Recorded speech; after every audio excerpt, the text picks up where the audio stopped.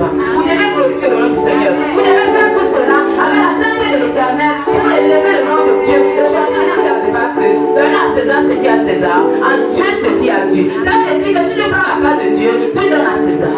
Tu as donné pour tes sorties du gouffre. Il est venu ce matin pour tes sorties de la famille, pour te mettre sur le mandat le plus élevé, pour te mettre sur le mandat le plus élevé. L'agneau est venu pour t'élever.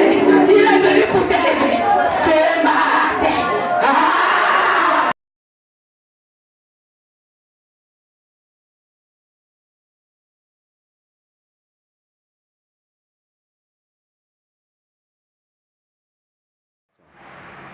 Bon après-midi, chers téléspectateurs de Amo TV. Bon après-midi, chers internautes.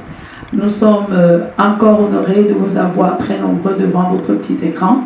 Nous sommes honorés de vous avoir en compagnie de ce programme. Nous vous disons merci d'avoir préféré cette antenne à ce moment pour votre émission Délivrance et les mariages spirituels. Merci de nous faire confiance. Nous allons continuer cette émission aujourd'hui, délivrance de mariage spirituel sur le thème des alliances. Chers internautes, chers téléspectateurs, chers invités, frères et sœurs, le mariage spirituel peut être également le fait des alliances. Mais c'est quoi les alliances? Qu'est-ce qui au final peut être pour nous sujet d'alliance qui entraîne la catastrophe, qui entraîne le négatif sur la base de notre mariage, notre bonheur marital? En quoi les alliances peuvent être un frein pour notre bonheur marital?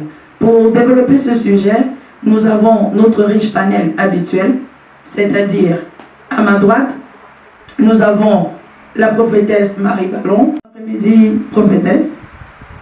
Bon après-midi, ma soeur. Bon après-midi à ceux-là qui regardent à mon TV et que le Seigneur vous bénisse. Merci. À l'extrême, nous avons l'évangéliste Hervé Tonda. Bon après-midi, ma soeur Anne-Marie. Bon après-midi à vous, chers internautes, chers téléspectateurs. Bon après-midi à tous. À ma gauche directement, nous avons celle que nous ne présentons plus, Maman, prophétesse, la reine Anne-Marie. Bon après-midi, Maman, et bienvenue sur le plateau. Merci, bon après-midi, servante Anne-Marie, bon après-midi à tous qui nous regardent en ce moment dans Amour TV et dans le net. Soyez bénis d'avance au nom de Jésus-Christ. Merci. Pour nos internautes anglophones et pour nos téléspectateurs anglophones, nous avons pour la partie bilingue notre chère et très glorieuse Pasteur Liliane. Good afternoon, Pastor. Good afternoon, Sister Anne-Marie. I'm really pleased and delighted to meet you today. Good afternoon to everybody, dear televiewers. You are welcome on this program called The Deliverance of Spiritual Marriages, and I hope that you are going to be blessed today. Stay tuned. Amen. Nous allons vous rappeler que cette émission, ce n'est que la continuité de plusieurs thèmes qui ont été débattus, notamment le mariage. C'est quoi le mariage? C'est quoi le mariage spirituel? Les types de mariage, le mariage selon le plan de Dieu, le mariage selon le plan de Satan qui est effectivement ce pourquoi nous débattons, qui est le mariage spirituel maléfique. Nous avons évoqué les différents indices qui pouvaient vous dire ou alors susciter votre attention sur le fait que vous êtes ou vous pouvez être candidat au mariage spirituel. Nous avons parlé des différents mariages spirituels. Nous avons commencé à aborder les causes, notamment les péchés. Nous avons parlé des malédictions. Pour avoir la substance de tous ces thèmes traités, nous vous prions de continuer à nous regarder lors de nos différentes rediffusions, ou alors tout simplement, vous pourrez voir tous ces programmes dans notre site internet. Vous n'avez qu'à regarder au bas de l'écran. Pour vous, mon frère, ma soeur, pour vous qui avez été bénis, homme de Dieu, serviteur, pasteur, qui avez été bénis par cette émission, parce que je sais que vous avez été bénis, Vous pouvez nous contacter aux numéros qui sont affichés au bas de l'écran et notre maman la reine de la Fondation Lumière ne manquera pas de vous recevoir. Merci et soyez bénis en Jésus. Nous allons prendre le pas directement et nous allons confier ce programme à l'Éternel. Vous savez, l'Éternel, il est l'alpha, l'oméga. En toutes choses, nous devons bénir son nom, nous devons lui donner la première place. Alors nous allons nous lever pour confier cette émission à l'Éternel et vous confier également à l'Éternel. Nous prions. À la prière. Père éternel, le Dieu d'Abraham, le Dieu d'Isaac et le Dieu de Jacob. Nous te vénérons encore cet après-midi pour la grâce que tu ne cesses d'abonder dans nos vies. Nous te disons grandement merci de nous avoir délivrés, restaurés des mariages spirituels qui ont été impactés dans nos vies par différents domaines, par différentes directions, dimensions. Nous te bénissons. Parce que nous chantons victoire avant la bataille. Jésus-Christ, sur la croix ce jour, il avait dit, tout est accompli. Tout était accompli pour moi et pour toi qui m'écoutes en ce moment, qui me regarde en ce moment. L'accomplissement, cette parole prendra place en ce moment dans ta vie, dans ma vie et dans la vie de tous qui me regardent, quand tu seras connecté à cette prière, à cette émission, pour mieux comprendre, pour mieux connaître ce que tu ne connaissais pas et pour recevoir ce que tu comprendras dans la liberté totale et la soumission, l'obéissance au nom de Jésus. Tout ce que tu entendras, qui vient de la part du Seigneur, qui vient d'inspiration du Saint-Esprit, est une lumière que Dieu relâche dans ta vie pour te sortir des ténèbres au nom de Jésus-Christ. À partir de cet instant, au travers de ton amour, la grâce de Dieu sera bonne dans ta vie et les faveurs divines tombent à toi pour pouvoir changer ta vie et te donner notre position que Dieu avait gardée pour toi depuis la fondation du monde au nom de Jésus. Cette position que l'ennemi avait combattue pour te maintenir dans la servitude des mariages spirituels, des hommes spirituels, des femmes spirituelles, des esprits de ce monde qui te combattent nuit et jour. À partir de cet instant, reçois la délivrance. Reçois la délivrance. Reçois la délivrance et la restauration au nom de Jésus que j'ai prié. Amen. Merci maman pour cette prière. Nous allons directement entrer dans le vif du sujet et je vais me tourner vers l'évangéliste Hervé. Hervé, il y a dans la Bible plusieurs éléments qui reviennent et qui nous parlent des alliances. Pour mieux restituer les débats, nous souhaitons que tu nous dises quelque chose par rapport à l'alliance. C'est quoi l'alliance, frère Hervé? Oui, ma soeur Anne-Marie. L'alliance, c'est un accord entre deux parties. C'est-à-dire entre deux personnes,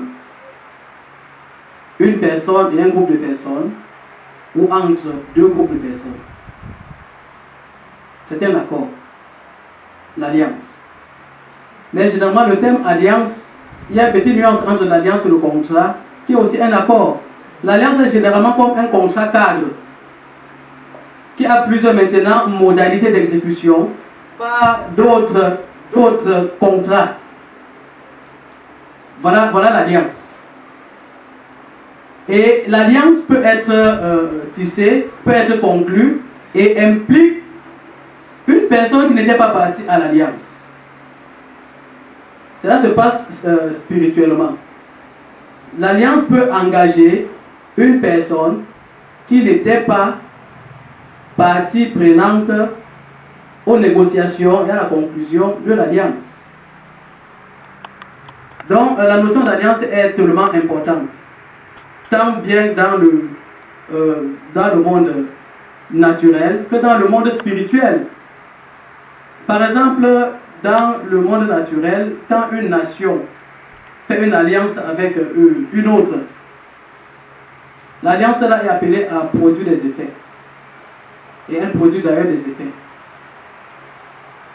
Et spirituellement, quand nous lisons dans la Bible, quand Dieu avait délivré son peuple d'Égypte, il a fait l'alliance avec son peuple. Dans le texte de l'alliance, il est dit que l'alliance qui était conclue en ce jour-là impliquait ceux qui étaient là présents et ceux qui n'étaient pas là. C'est-à-dire les enfants d'Abraham qui n'étaient pas au lieu de l'alliance et leur postérité qui n'avaient pas encore une existence physique. Donc c'est très important cette notion d'alliance en matière spirituelle. Merci frère Hervé. Je vais me retourner maintenant vers la prophétesse Marie Ballon.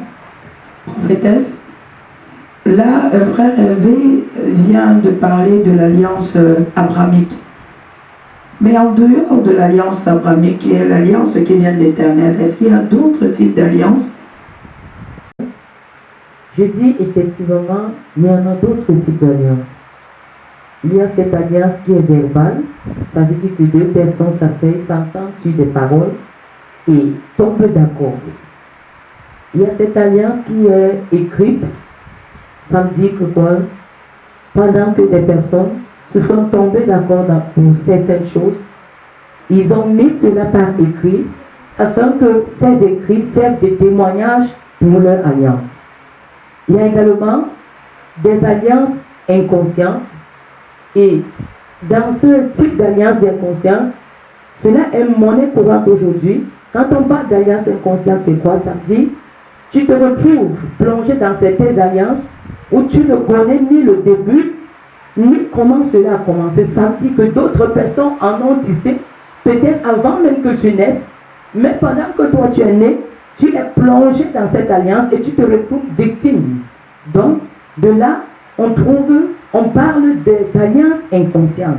Ça veut dire que tu ne connais pas la source de cette alliance, mais tu es victime aujourd'hui. Et ces genres d'alliances, bien aimées, sont monnaie courante où plusieurs personnes sont soumises à certaines alliances où ne connaissent ni le début, ni comment cela a commencé, mais cela impacte leur vie.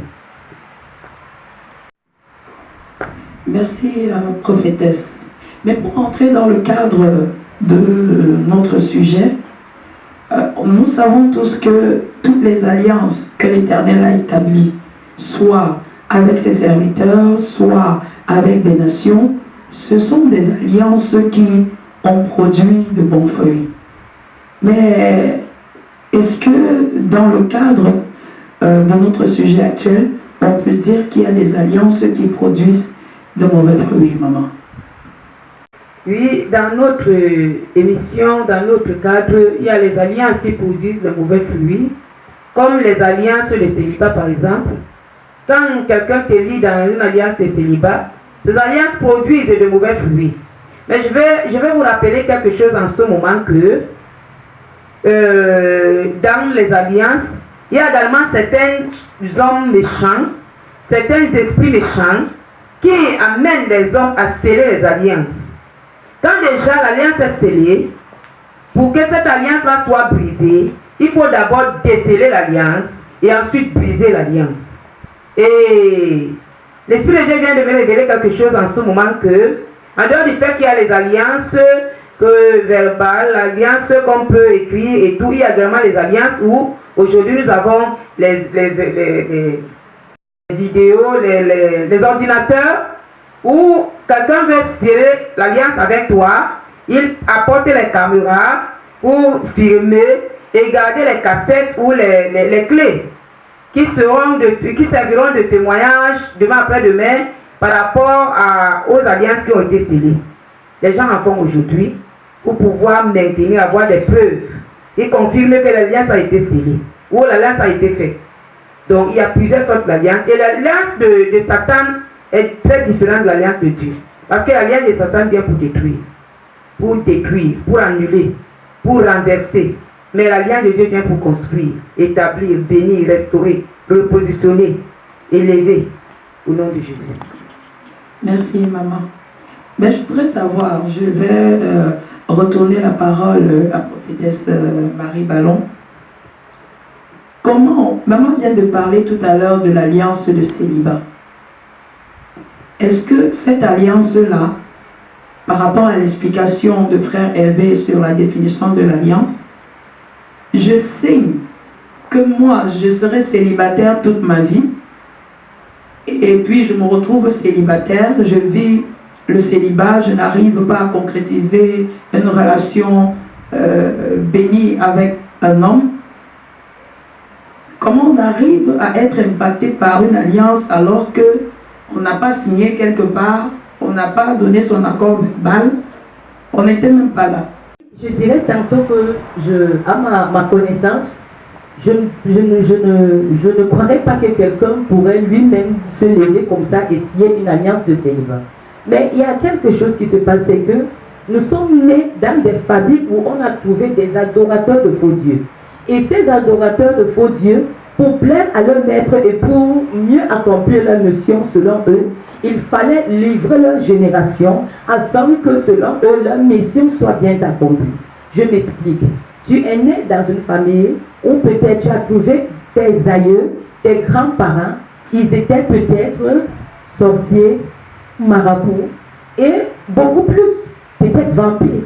Maintenant, dans ce genre de famille, le grand-père qui est sorcier et qui sert Satan, pour mieux concrétiser son service à Satan, puisque nous savons qu'on ne peut pas servir Satan sans toutefois donner des sacrifices, qu'est-ce qu'il va faire? Il va falloir sacrifier la lignée, il va falloir sacrifier la progéniture.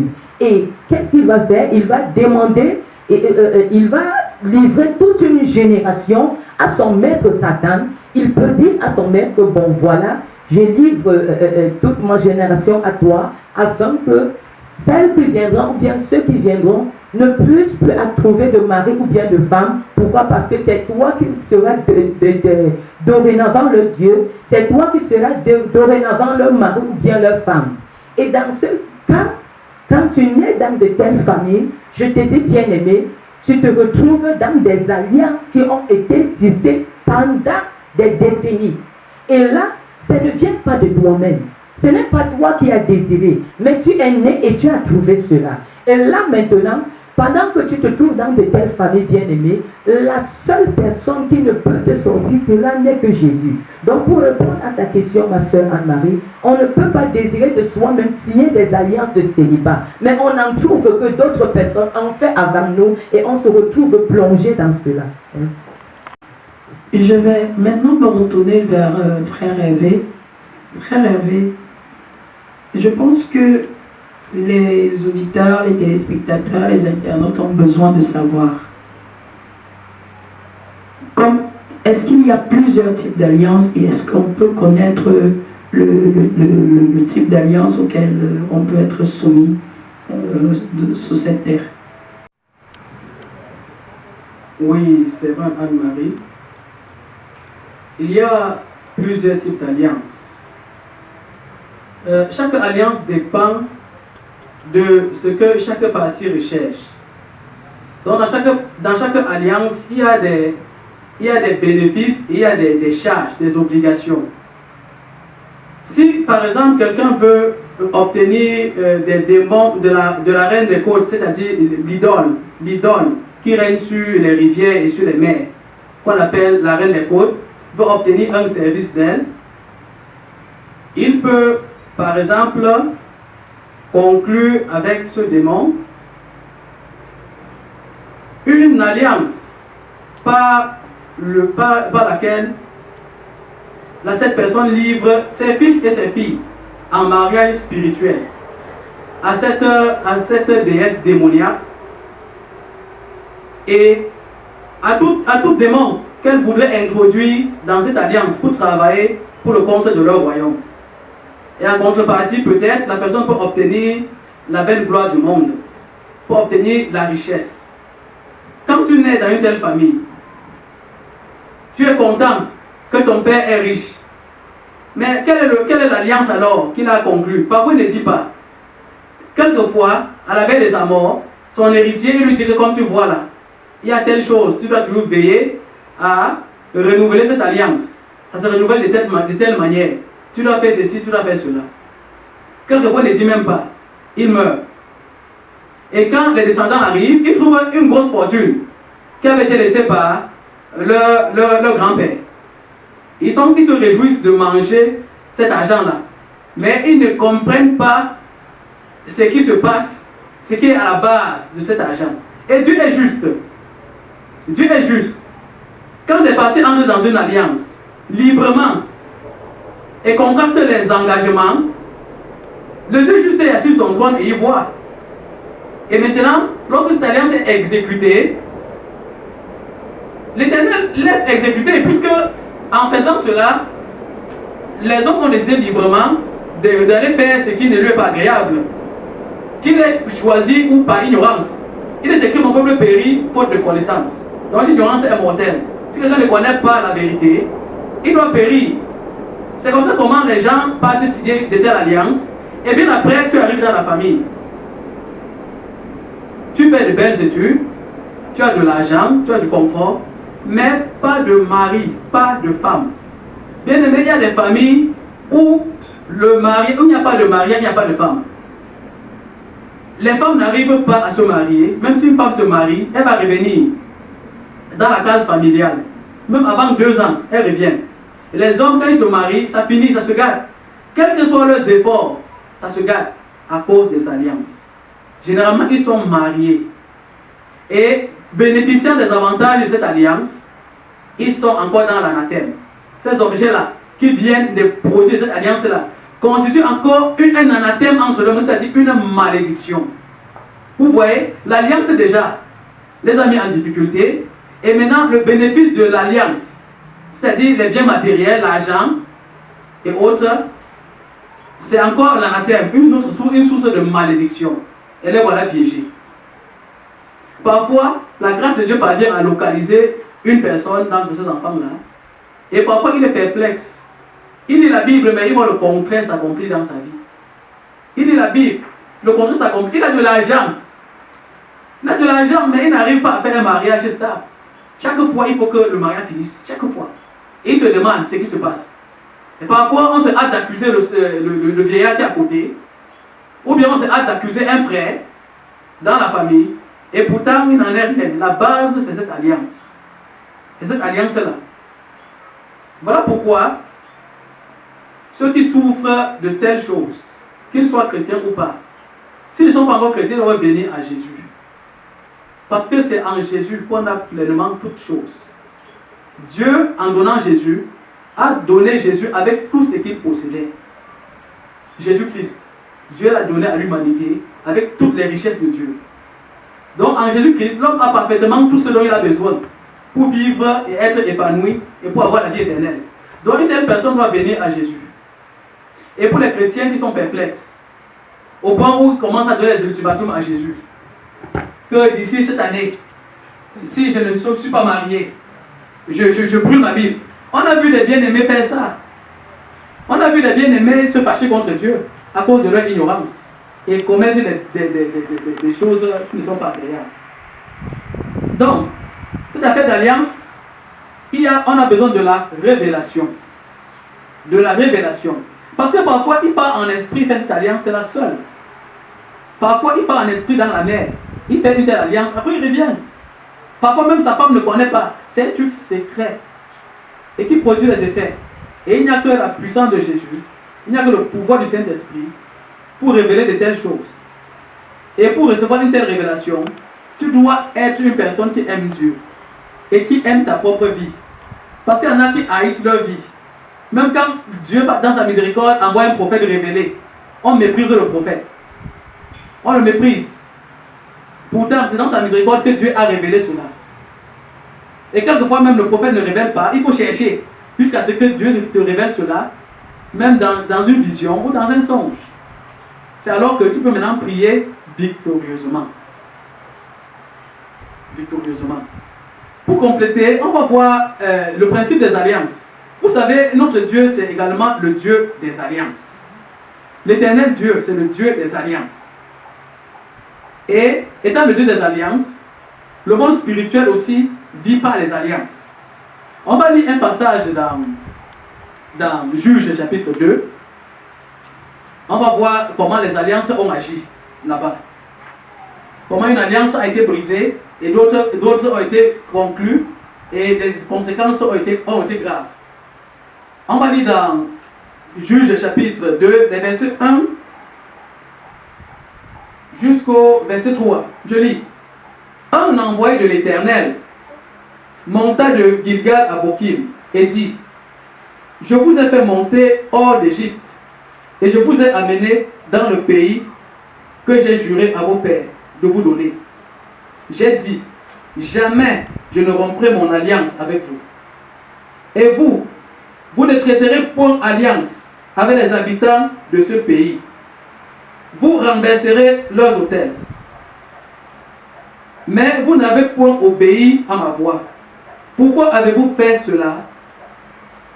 J'ai dit alors, je ne les chasserai point devant vous, mais ils seront à vos côtés, et leurs dieux vous seront un piège. Amen. Il s'agit des enfants d'Israël. Après la mort de Josué et de tous les anciens du peuple qui avaient travaillé avec Josué, le peuple a commencé encore à désobéir. Et le peuple a brisé l'alliance de Dieu par la désobéissance. Il est allé vers les faux dieux. Il est allé vers les peuples de Canaan qui ne connaissaient pas Dieu, des peuples abominables qui ne connaissaient pas les voies de Dieu. Dieu avait dit, ne faites pas alliance avec eux. Et ils sont allés, ils ont fait alliance. Et maintenant, vous voyez, leurs dieux seront un piège pour vous. Bien aimé, il y a le Dieu de l'inceste familial. Le Dieu de l'inceste familial, lorsque dans ta lignée, une alliance a été faite avec lui, ou si tes pères ont fait une alliance avec lui, il travaille contre ta vie. Si toi-même tu as fait une alliance avec lui, il va travailler contre ta vie. Si tu pars faire une alliance avec un homme ou une femme qui avait fait une alliance avec une divinité, étant sa femme, ou qui était impliqué dans une alliance de mariage, d'inceste familial ou de mariage spirituel, bien aimé, tu vas entrer dans l'alliance là, par le lien du mariage. Tu vas entrer dedans et tu en seras affecté. Leurs dieux seront pour vous un piège. Donc, il y a même des enfants de Dieu qui sortent de l'alliance nouvelle et éternelle par le sang de Jésus, qui essaient de briser cette alliance pour aller faire d'autres alliances avec le démon. Il y a même des serviteurs de Dieu, certains serviteurs, ils me demandent ce qui leur arrive. Ils sont impatients. Ils travaillent, après une certaine promesse ne s'accomplit pas, ils partent maintenant acheter l'onction. Ils partent faire une alliance avec Satan ou avec la reine des côtes pour recevoir l'onction. À cause de l'ignorance. Qu'est-ce que l'onction? L'onction, c'est l'Esprit de Dieu. L'onction, c'est Jésus-Christ. L'onction, c'est Dieu le Père lui-même. L'onction, c'est Dieu qui est dans sa main pour confirmer la parole, pour confirmer au monde que tel, voici mon serviteur, voilà ma servante, en opérant signes, prodiges, miracles, guérison, délivrance, de tout genre. L'onction, c'est Dieu lui-même. Avis à ceux qui partent acheter l'onction. L'onction, ce n'est pas un bien matériel qu'on puisse acheter et porter. L'onction, c'est Dieu. L'onction est liée à la personne de Dieu. Et ils partent dans leur ignorance, ils partent acheter l'onction. Ils partent voir la reine de côte, puisqu'elle marche et elle propose cette chose au nom de Dieu. La reine de côte dit seulement, non. Seulement, tu vois seulement, tu te couches seulement avec quelques vierges là dans l'église. Et tu salis l'autel de Dieu. Tu auras l'onction, les fidèles vont venir nombreux. Cela se passe, c'est monnaie courante. Les traits, les Judas, les temps présents, entrent dans de telles alliances. Croyant qu'il peut utiliser la ruse de Satan pour tromper Satan. Comment peut-on tromper un maître trompeur? Et en faisant comme ça, ils se mettent eux-mêmes sur une alliance magnifique, eux et leur maison, et malheureusement l'église. Puisqu'étant le leader, l'église va souffrir de cela. Voilà comment aujourd'hui il y a des églises qui souffrent de l'impudicité, de la fornication, de l'adultère, un désordre sexuel extrême, parfois à cause des alliances de ce genre. Bien aimé, quand ces alliances sont contractées, on doit revenir à la maison et demander pardon à Dieu, renoncer à cela. Et ces alliances doivent être décelées, comme notre maman venait de dire tout à l'heure, et brisées. Au-dessus de tout pouvoir, des rois, au-dessus de la nature et de la création, au-dessus de toute sagesse et de toute foi humaine. Tu étais avant que le